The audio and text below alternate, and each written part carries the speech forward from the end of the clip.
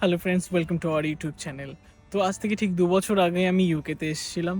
তো ইউকেতে আসার পর থেকে কী চ্যালেঞ্জেস আমাকে ফেস করতে হয়েছে এখানে, সেটাই শেয়ার করবো আজকে তোমাদের সাথে এই ভিডিওতে। তো চলো শুরু করা যাক ভিডিওটা।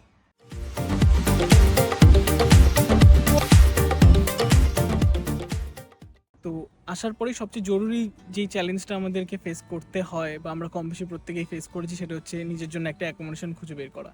এখানে বেশ কিছু ওয়েবসাইট আছে like spare room, on the market and right move. তো এর মাধ্যমে তোমাকে ভিউইংস বুক করতে হবে, তারপরে গিয়ে তুমি দেখবে যদি পছন্দ হয় তাহলে তার জন্য প্রথমে ডিপোজিট বা রেন্ট দিতে হবে। দেওয়ার পরে গিয়েই তুমি সেই বাড়িতে মুভ অন করতে পারবে। আর ইউকেতে অ্যাকোমোডেশন খুঁজে বের করা কিন্তু সেটা কিন্তু একটা চ্যালেঞ্জিং ব্যাপার। তো এটা আমাদেরকে প্রত্যেকে কম বেশি ফেস করতে হয়। যদি ইনিশিয়াল স্টেজে কেউ তোমাকে একটু হেল্প না করে বা তোমার যদি নলেজ না থাকে, তাহলে কিন্তু এটা খুব বড় সমস্যা হতে পারে আফটার ল্যান্ডিং ইউকে। দ্বিতীয় যে সমস্যাটা আমার সবচেয়ে বেশি মনে হয় সেটা হচ্ছে ফুড। আর যদি পেট না চলে ঠিক করে, তাহলে তুমি কাজ করবে কী করে বা পড়াশোনায় মনোযোগ দেবে কী করে?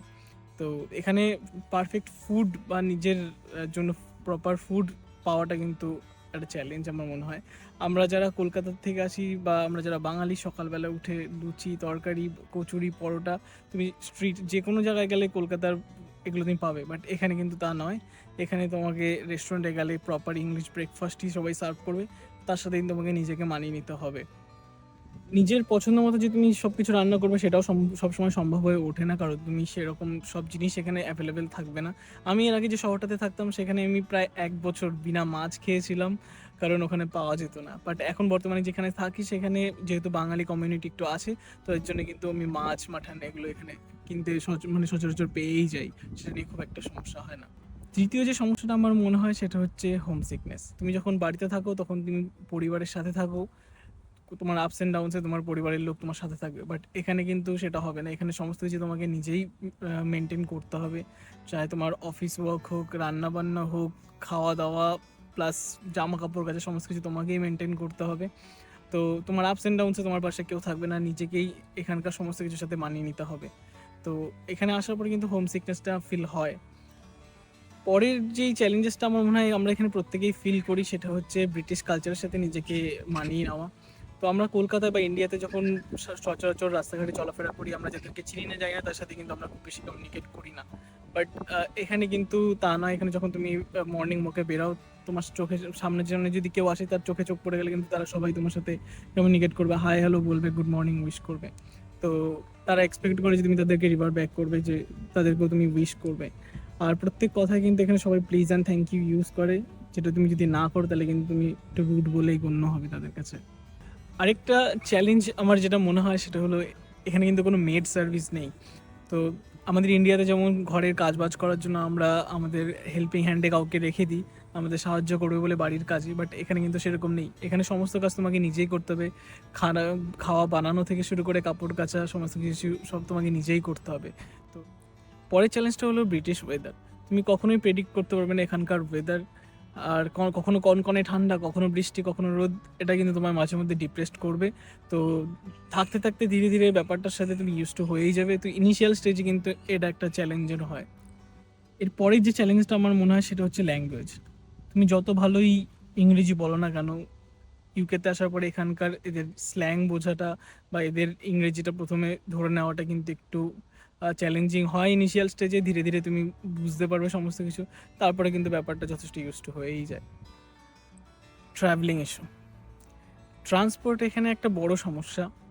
তো আমাদের ইন্ডিয়াতে যেমন এখান থেকে ওখানে যাওয়ার জন্য ইজিলি বাস, ট্রেন, ক্যাব সমস্ত কিছু পেয়ে যাবে। এখানে কিন্তু ঠিক তা না। এখানে তোমার গভর্নমেন্ট ট্রান্সপোর্টের জন্য টাইম টু টাইম আসবে, তার জন্য অপেক্ষা করতে হবে।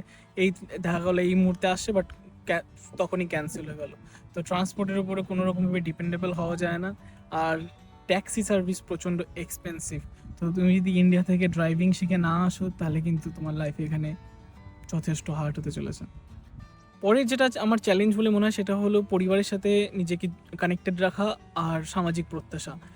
এখানকার সময়ের সাথে যেহেতু ইন্ডিয়ার সময়ের বেশ অনেকটাই ডিফারেন্স থাকে। তো তুমি এখানে বিভিন্ন কাজে ব্যস্ত থাকো, কখনো তুমি যদি স্টুডেন্ট হিসেবে তোমার স্টাডি থাকবে, বা তুমি যদি এখানে কাজে আসো তো তোমাকে কাজ করতে হবে। তারপরে এসে বাড়ির নিজস্ব কাজ বাজ থাকে, ঘর গোছানো থাকে, তারপরে পরিবারের সাথে নিজেকে যুক্ত রাখাটা কিন্তু একটু চাপ হয়।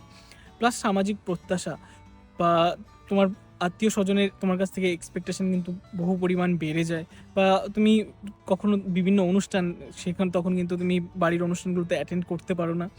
তো এই একটা ব্যাপার কিন্তু আমার মনে হয় যে আমরা প্রত্যেকেই কম বেশি ফেস করি ইউকেতে আসার পরে, বা তুমি যে কোনো বিদেশে থাকলে তুমি এটা কম বেশি ফেস করবেই। এবার আসি হেলথ কেয়ার। তো এখানকার ইউকের হেলথ কেয়ার কিন্তু আমাদের ইন্ডিয়া থেকে সম্পূর্ণ ডিফারেন্স। আমাদের ইন্ডিয়াতে যখন তোমার একটু হালকা সর্দি কাশি হলো, তুমি পাশে কোনো ডাক্তার দেখিয়ে নিলে তো হয়ে গেল। বাট এখানে কিন্তু তা না, এখানে জিপি বলে, তো জেনারেল প্র্যাকটিশনার, তো তার কাছে অ্যাপয়েন্টমেন্ট নিতে হবে। তো সেই অ্যাপয়েন্টমেন্ট নেওয়ার জন্য কিন্তু ঘন্টার পর ঘন্টা ফোনের লাইনে থাকতে হবে, কখনো কখনো 2 ঘন্টা 3 ঘন্টাও হয়ে যায়। তো শুধুমাত্র ডাক্তারের কাছে অ্যাপয়েন্টমেন্ট নেওয়ার জন্য কিন্তু তোমাকে অনেক স্ট্রাগল করতে হয়। তারপরে আমাদের ইন্ডিয়াতে যদি কোনো রকম ব্লাড টেস্ট বা কিছু করা হয়, আমরা কোনো ল্যাবে গিয়ে করিয়ে নিয়ে আসতে পারি, বা পাশের কোনো ফার্মেসিতে গিয়ে বললে সে বাড়ির থেকে এসে তোমার ব্লাড নিয়ে যাবে। বাট এখানে কিন্তু তা হয় না। এখানে যতক্ষণ না ডাক্তারের প্রয়োজন মনে হবে যে তোমার ব্লাড টেস্ট করার প্রয়োজন, ততক্ষণ কিন্তু করবে না। তো আহ, এমনিতে তো সমস্ত কিছু ফ্রি, লাইক হেলথ, তোমার কোনো রকম বড় ছোট যে কোনো সার্জারি বা যাই হবে এক্সেপ্ট ডেন্টাল, তো সেগুলো কিন্তু ফ্রি। বাট অ্যাপয়েন্টমেন্ট পাওয়াটা হচ্ছে সবচেয়ে বড় চাপের। কখনো কখনো 1 সপ্তাহ 2 সপ্তাহ লেগে যেতে পারে ডাক্তারের অ্যাপয়েন্টমেন্ট, ততদিনে তুমি আশা করি এমনিই সুস্থ হয়ে যাবে। তো এই ছিল আমার দেখা বাস্তবিক কিছু চ্যালেঞ্জ। তো ভিডিওটি যদি ভালো লেগে থাকে কমেন্ট সেকশনে জানাতে হলো না। দেখা হচ্ছে পরবর্তী ভিডিওতে।